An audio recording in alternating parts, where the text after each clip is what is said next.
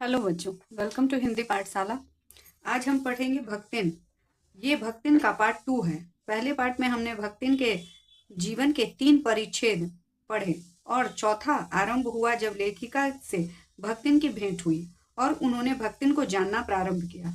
उसी क्रम में हम आगे बढ़ते हैं। तो बच्चों शुरू करते हैं पार्ट 2 में आगे की कहानी।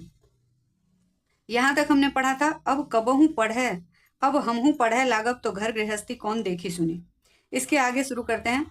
पढ़ाने वाले और पढ़ने वाले दोनों इस तर्क का ऐसा प्रभाव पड़ा कि भक्तिन इंस्पेक्टर के समान क्लास में घूम घूम कर किसी के आई की बनावट, किसी के हाथ की मंथरता, किसी की बुद्धि की मंदता पर टीका टिप्पणी करने का अधिकार पा गई। उसे तो अंगूठा निशानी देकर वेतन लेना नहीं होता। इसी से बिना पढ़े ही वह पढ़ने वालों की गुरु बन बैठी। वह अपने तर्क ही नहीं, तर्कहीनता के लिए भी प्रमाण खोज लेने में पटु है। अपने आप को महत्व देने के लिए ही वह अपनी मालकिन को असाधारणता देना चाहती है, पर इसके लिए भी प्रमाण की खोज ढूंढ आवश्यक हो उठती है। जब एक बार मैं उत्तर पुस्तकों और चित्रों को लेकर व्यस्त थी, तब भक्तिन सबसे कहती घूमी, ऊ बिचारिन तो रात दिन काम में झुकी रहती है और तुम पचे घूमती फिरती हो। चलो तनिक हाथ बटाई लो। सब जानते थे कि ऐसे कामों में हाथ नहीं बटाया जा सकता, अतः उन्होंने अपनी असमर्थता प्रकट कर भक्तिन से पीछा छुड़ाया। बस इसी प्रमाण के आधार पर उसकी सब अतिशयोक्तियां अमर बेल सी फैलने लगी। उसकी मालकिन जैसा काम कोई जानता ही नहीं। इसी से तो बुलाने पर भी कोई हाथ बटाने की हिम्मत नहीं करता। पर वह स्वयं कोई सहायता नहीं दे सकती, इसे मानना अपनी हीनता स्वीकार करना है। इसी से वह द्वार पर बैठकर बार बार कुछ काम बताने का आग्रह करती है। तभी उत्तर पुस्तकों को बांधकर, कभी अधूरे चित्र को कोने में रखकर, कभी रंग की प्याली धोकर और कभी चटाई को आंगन से झाड़कर वह जैसी सहायता पहुंचाती है, उससे भक्तिन का अन्य व्यक्तियों से अधिक बुद्धिमान होना प्रमाणित हो जाता है। वह जानती है कि जब दूसरे मेरा हाथ बटाने की कल्पना तक नहीं कर सकते, तब वह सहायता की इच्छा को क्रियात्मक रूप देती है। इसी से मेरी किसी पुस्तक के प्रकाशित होने पर उसके मुख पर प्रसन्नता की आभा वैसे ही उद्भासित हो उठती है जैसे स्विच दबाने से बल्ब में छिपा आलोक। वह सूने में उसे बार बार छूकर, आंखों से निकट ले जाकर और सब ओर घुमा फिरा कर मानो अपनी सहायता का अंश खोजती है और उसकी दृष्टि में व्याप्त आत्मघोष करता है कि उसे निराश नहीं होना पड़ता। वह स्वाभाविक ही है। किसी चित्र को पूरा करने में व्यस्त मैं जब बार बार कहने पर भी भोजन के लिए नहीं उठती, तब वह कभी दही का शरबत, कभी तुलसी की चाय वहीं देकर भूख का कष्ट नहीं सहने देती। दिन भर के कार्यभार से छुट्टी पाकर जब मैं कोई लेख समाप्त करने या भाव को छंदबद्ध करने बैठती हूँ, तब छात्रावास की रोशनी बुझ चुकी है। मेरी हिरणी सोना तख्त के पैताने फर्श पर बैठकर पागुर करना बंद कर देती है। कुत्ता बसंत छोटी मचिया पर पंजों में मुख रखकर आंखें मूंद लेता है और बिल्ली गोधुली मेरे तकिए पर सिकुड़कर सो रहती है। पर मुझे रात की निस्तब्धता में अकेले न छोड़ने के विचार से कोने में दरी के आसन पर बैठकर बिजली की चकाचौंध से आंखें मिचमिचाती हुई भक्तिन प्रशांत भाव से जागरण करती है। वह ऊँघती भी नहीं, क्योंकि मेरे सिर उठाते ही उसकी घुंगली दृष्टि मेरी आंखों का अनुसरण करने लगती है। यदि मैं सिरहाने रखे रैक की ओर देखती हूँ, तो वह उठकर आवश्यक पुस्तक का रंग पूछती है। यदि मैं कलम रख देती हूँ, तो वह स्याही उठा लाती है और यदि मैं कागज एक ओर सरका देती हूँ, तो वह दूसरी फाइल टटोलती है। बहुत रात गए सोने पर भी मैं जल्दी ही उठती हूँ और भक्तिन तो मुझसे भी पहले जागना पड़ता है। सोना उछल कूद के लिए बाहर आने जाने को आकुल रहती है। बसंत नित्य कर्म के लिए दरवाजा खुलवाना चाहता है और गोधुली चिड़िया की चहचहाहट में शिकार का आमंत्रण सुन लेती है। मेरे भ्रमण की भी एकांत साथिन भक्तिन ही है। बद्री, केदार आदि के ऊंचे नीचे और तंग पहाड़ी रास्ते में जैसे वह हट करके मेरे आगे चलती रहती है, वैसे ही गांव की धूल भरी पगडंडियों पर मेरे पीछे रहना नहीं भूलती। किसी भी समय कहीं भी जाने के लिए प्रस्तुत होते ही मैं भक्तिन को छाया के समान साथ पाती हूँ। युद्ध को देश की सीमा में बढ़ते देख जब लोग आतंकित हो उठे, तब भक्तिन के बेटी दामाद उसके नाती को लेकर बुलाने आ पहुंचे, पर बहुत समझाने बुझाने पर भी वह उनके साथ नहीं जा सकी। सबको वह देख आती है, रुपया भेज देती है, पर उसके साथ रहने के लिए मेरा साथ होना आवश्यक है, जो अब संभवतः भक्तिन को जीवन के अंत तक स्वीकार न होगा। जब गत वर्ष युद्ध के भूत ने वीरता के स्थान में पलायन वृत्ति जगा दी थी, तब भक्तिन पहली ही बार सेवक की विनीत मुद्रा के साथ मुझसे गांव चलने का अनुरोध करने आई। वह लकड़ी रखने के मचान पर अपनी नई धोती बिछाकर मेरे कपड़े रख देगी, दीवार में कीले गाड़कर और उन पर तख्ते रखकर मेरी किताब सजा देगी, धान के पुआल का गोदरा बनवाकर और उस पर अपना कंबल बिछाकर वह मेरे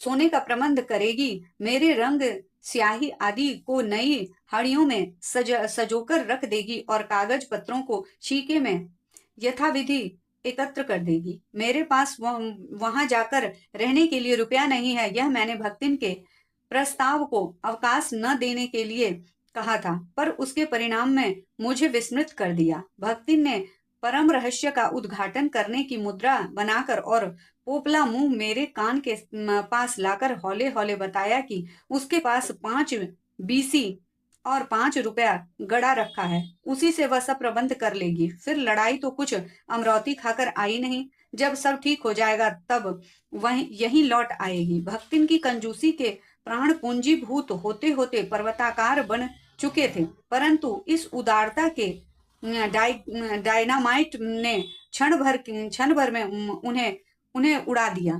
इतने थोड़े रुपए का कोई महत्व नहीं, परंतु रुपए के प्रति भक्तिन का अनुराग इतना प्रख्यात हो चुका था कि मेरे लिए उसका परित्याग मेरे महत्व की सीमा तक पहुंचा देता है। भक्तिन और मेरे बीच में सेवक स्वामी का संबंध नहीं, यह संबंध है, यह कहना कठिन है, क्योंकि ऐसा कोई स्वामी नहीं होता जो इच्छा होने पर भी सेवक को अपनी सेवा से हटा न सके, और ऐसा कोई सेवक भी नहीं सुना गया जो स्वामी के चले जाने का आदेश पाकर अवज्ञा से हंस दे। भक्तिन को नौकर कहना उतना ही असंगत है जितना अपने घर में बारी बारी से आने जाने वाले अंधेरे उजाले और आंगन में फूलने वाले गुलाब और आम को सेवक मानना। वे जिस प्रकार एक अस्तित्व रखते हैं जिसे सार्थकता देने के लिए ही हमें सुख दुख देते हैं, उसी प्रकार भक्तिन का स्वतंत्र व्यक्तित्व अपने विकास के परिचय के लिए ही मेरे जीवन को घेरे हुए है।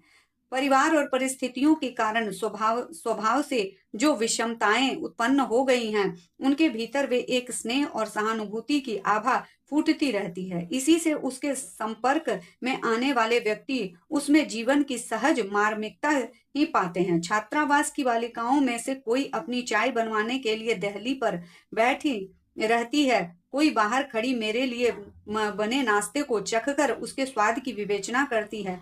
मेरे बाहर निकलते ही सब चिड़ियों के समान उड़ जाती हैं और भीतर आते ही यथास्थान विराजमान हो जाती हैं। उन्हें आने में रुकावट न हो, संभवतः इसी से भक्तिन अपना 2 जून का भोजन सवेरे ही बनाकर ऊपर के आले में रख देती है और खाते समय चौके का एक कोना धोकर पाक छत के स्नातक नियम से समझौता कर लेती है। मेरे परिचितों और साहित्यिक बंधुओं से भी भक्तिन विशेष परिचित है, पर उनके प्रति भक्तिन के सम्मान की मात्रा मेरे प्रति उनके सम्मान की मात्रा पर निर्भर है, और स्वभाव उनके प्रति मेरे सद्भाव उनके प्रति मेरे सद्भाव से निश्चित होता है। इस संबंध में भक्तिन का सहज बुद्धि विस्मित कर देने वाला है।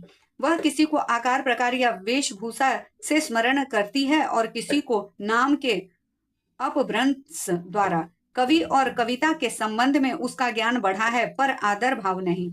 किसी के लंबे बाल और अस्त व्यस्त वेशभूषा देखकर वह कह उठती है कि का कोहू कवित लिखे जात है, तुरंत ही उसकी अवज्ञा प्रकट हो जाती है। तब ऊ पूछो करी है धरी है ना, बस गली गली गाओ बजाउत फिरी हैं, पर सबका दुख उसे प्रभावित कर सकता है। विद्यार्थी वर्ग में से कोई जब कारागार का अतिथि हो जाता है, तब उस समाचार को व्यथित भक्तिन बीता बीता भरे लड़कन का जेहल कलजू रहा तो रहा, अब परलय होई जाई उनकर माई का बड़े लाड तक लड़ाई का चाही, कहकर दिन भर सबको परेशान करती हैं। बापू से लेकर साधारण व्यक्ति तब सबके प्रति भक्तिन की सहानुभूति एक रस मिलती है। भक्तिन के संस्कार ऐसे ही हैं कि कारागार से वैसे ही डरती है जैसे यमलोक से। ऊंची दीवार देखते ही वह आंख मूंद कर बेहोश हो जाती है। उसकी यह कमजोरी इतनी प्रसिद्धि पा चुकी है कि लोग मेरे जेल जाने की संभावना बता बताकर उसे चिढ़ाते रहते हैं।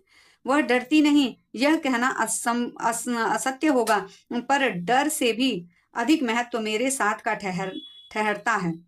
चुपचाप मुझसे पूछने लगती है कि वह अपनी कौ धोती साबुन से साफ कर ले, जिससे मुझे वहां उसके लिए लज्जित न होना पड़े। क्या क्या सामान बांध ले जिससे मुझे वहां किसी प्रकार की असुविधा न हो सके। ऐसी यात्रा में किसी के साथ जाने का अधिकार नहीं। यह आश्वासन भक्तिन के लिए कोई मूल्य नहीं रखता। वह मेरे न जाने की कल्पना से इतनी प्रसन्न नहीं होती जितनी अपने साथ न जा सकने की संभावना से अपमानित। भला ऐसा अंधेर हो सकता है जहां मालिक वहां नौकर मालिक को ले जाकर बंद कर देने में इतना अन्याय नहीं, पर नौकर को अकेले मुक्त छोड़ देने में पहाड़ के बराबर अन्याय है। ऐसा अन्याय होने पर भक्तिन को बड़े लाट तक लड़ना पड़ेगा। किसी की माई यदि बड़े लाट तक नहीं लड़ी तो नहीं लड़ी, पर भक्तिन का तो बिना लड़े काम ही नहीं चल सकता। ऐसे विषम प्रतिद्वंदियों की स्थिति कल्पना में भी दुर्लभ है। मैं प्रायः सोचती हूँ जब ऐसा बुलावा आ पहुंचेगा जिसमें न धोती साफ करने का अवकाश रहेगा, न सामान बांधने का, न भक्तिन को रोकने का अधिकार होगा, न मुझे रोकने का, तब चीर विदा के अंतिम क्षणों में यह देहातिन वृद्धा क्या करेगी और मैं क्या करूंगी। भक्तिन की कहानी अधूरी है, पर उसे खोकर मैं इसे पूरी नहीं करना चाहती। तो बच्चों, ये कहानी यहीं पर खत्म होती है और कहानी को दोस्तों के साथ शेयर कीजिएगा, लाइक और सब्सक्राइब कीजिएगा। Thank you.